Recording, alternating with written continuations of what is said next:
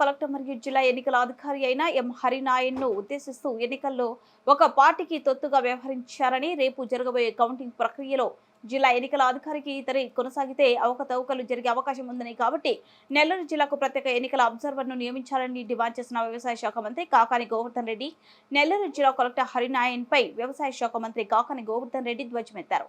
జిల్లా ఎన్నికల అధికారికి కలెక్టర్ విఫలమయ్యారని ఆయన పేర్కొన్నారు.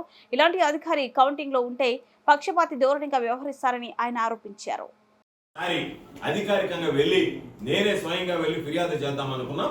కాబట్టి వెళ్ళి అధికారికంగా ఆర్ఓ కూడా మళ్ళీ ఒకసారి నేనే ఫిర్యాదు చేస్తా దొరికినటువంటి వీడియో క్లిప్పింగ్ బట్టి ఈరోజు దాన్ని బట్టి వాళ్లే ఇచ్చారు, పంచింది వాస్తవం అని ఒప్పుకున్నారు. కాబట్టి క్లియర్ కట్ ఎఫ్ఐఆర్, ఇంక దాని మీద విచారణ కూడా అవసరం లేదు. మానవతా దృక్పథంతో పంచాడా, ఇంకొక దృక్పథంతో పంచాడా, ప్రతి ఒక్కటి ఎన్నికల్లో పంచేవాడు మానవతా దృక్పథం అనే చెప్తాడు, తీసుకునేవాడు మానవతా దృక్పథంతోనే తీసుకుంటాడు. కాబట్టి మానవతా దృక్పథంతో పంచాము అని చెప్పని ఎక్కడన్నా ఎవరైనా ఇంతవరకు నాకు తెలిసి ఈ దేశ స్థాయిలోనే, రాష్ట్రంలో వదిలిపెట్టిన దేశ స్థాయిలో కూడా ఎవరు రిపోర్ట్ రాస్తున్నాడు నెల్లూరు జిల్లా ఎన్నికల అధికారి తప్ప.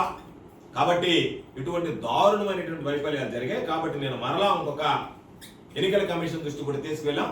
ఇటువంటి వాళ్ళ నేతృత్వంలో రేపు కౌంటింగ్ కూడా సజావుగా సాఫీగా జరగకపోవచ్చు.